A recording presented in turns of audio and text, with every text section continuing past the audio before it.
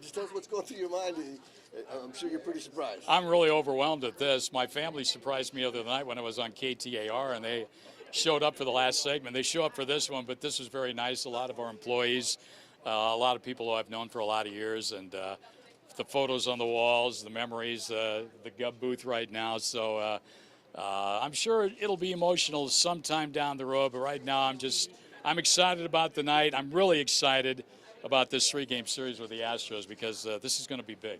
Greg, you have your name on this booth. Just when you see it, what comes to mind? I mean, you've been there your whole career, basically. Yeah, a lot of years, and I have a lot of people reminding me, you were the first.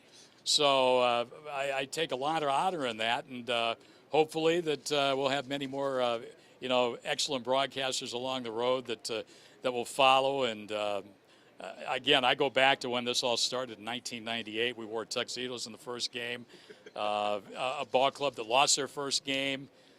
Got beaten up pretty good by the Colorado Rockies, but everybody stayed to watch the roof close at the end of the game. It was kind of that way. A love affair first year, won 100 games the next year, won the World Series in 01. It's been 26 very magical years. What's the most emotional part of this kind of last home series for you? I don't like drawing attention to myself, so this is kind of a situation where I'm not uneasy with it, but, it's all about the game. It's all about the team.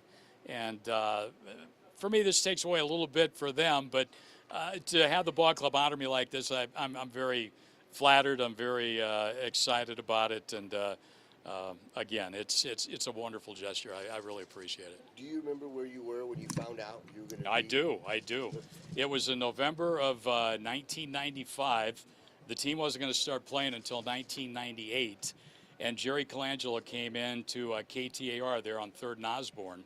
And he was scheduled to do a show. I can't remember if it was Pat McMahon or Preston Westmoreland. And I was walking through at that time. I was still working at KTAR, doing Suns games with Al McCoy, doing ASU with Tom Dillon, football, baseball, and basketball. And Jerry spotted me. We talked about possibly me becoming one of the members of the broadcast team. And Jerry saw me, went like this. And when Jerry goes like that, you follow wherever he wants to go. So I did. We went over a little corner. He said, listen, he said, I want to tell you that we're going to hire you as a radio, TV, play-by-play guy. We're going to bring in Tom Brenneman and Bob Brenly from the Chicago Cubs. And you're going to split. You're going to do 6 innings on radio. You're going to do 3 innings on TV, vice versa for Tom. And I learned that. But he says, the one thing you've got to do, and he kind of put his finger under my chest like that, and he said, you got to keep this on the hush-hush because we're going to try and spread announcements out, and we want to do this next summer. Well, about 3 weeks later, I started getting calls from people and people who would see me, and they were congratulating me. And I'm thinking, how did they know about this? Jerry's really going to get ticked off at me, maybe take this job away from me. Well, I come to find out, several people told me that Jerry was the guy who was, breaking his own rule about holding it quiet. But, yeah, it was in November of 1995. So, long story short, I do remember, believe me. That's something you always remember, especially from a kid from a small town in Western Illinois who wanted to be a broadcaster from the time he was 8 years old. And now here you are with one heck of a run. What are some of the most memorable moments? I would imagine the World Series. World Series, but there was a moment, the Tony Womack double in the World Series that tied the ball game. Gonzo's hit, obviously the biggest moment, but Tony had a huge hit in that the first series, the division series against St. Louis, after he filled the bunt to get a run home, the winning run. He lined a single to left field that beat St. Louis and got us to the National League Championship Series, then against Atlanta. Randy's perfect game, the 4-homer night by J.D. Martinez at Dodger Stadium. A lot of people don't get an opportunity to broadcast a perfect game and also a 4-home run game, but I've had that opportunity. 6 no-hitters, cycles, all the magical moments we've had here. I can't complain about anything. If I wouldn't have had any of those, it still would have been a terrific run. Greg, as someone who's said so much in their career, is there anything you want to get off your chest now that you haven't said yet? Not really. I think it's just thank you to everyone who invited me into their homes, into their cars over the years as a broadcaster, and hopefully we've kept you entertained. I think this ball club's got a great run ahead of it with all these young kids. This has been a heck of a year. They're very, very young. 4 guys in the lineup, 23 years old, and it's only going to get better. So I look forward to watching them. You'll see me at the ballpark. If you see me in town, Nancy and I are still going to live here this will still be our home. Our kids are here, Scott and Stephanie. So if you see me, come up, say hello, and I'll be glad to talk baseball.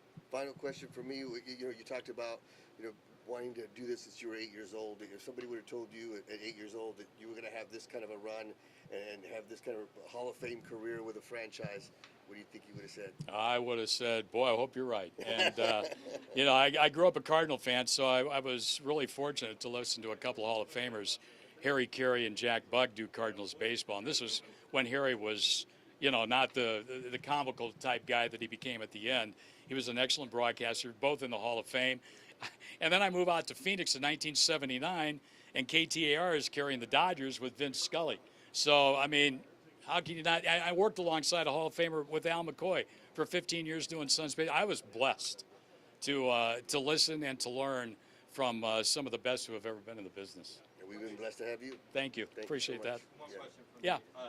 You've been here, you've seen the growth. You mentioned KTAR.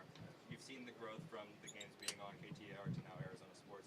What's it like for you? What's it mean to you to have been part of that? Oh, it means a lot. When I came in, it was George Allen and Dave Tennell back in the late 70s, and George was the first, he and John Moynihan from KOI, to host the sports line shows.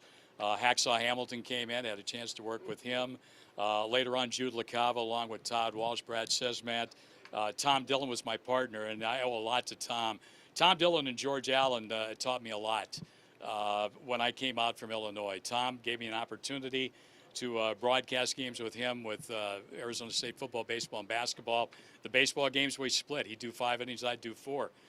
My love for baseball, he knew that, and a lot of people might not have done that, but he gave me the chance to do that. I did Phoenix Firebirds baseball, so done a lot of sports out here, but the growth, I think, of KTR radio really excites me because I spent a lot of my early years. Wasn't for KTAR, I wouldn't have been out here maybe. So I owe him a lot.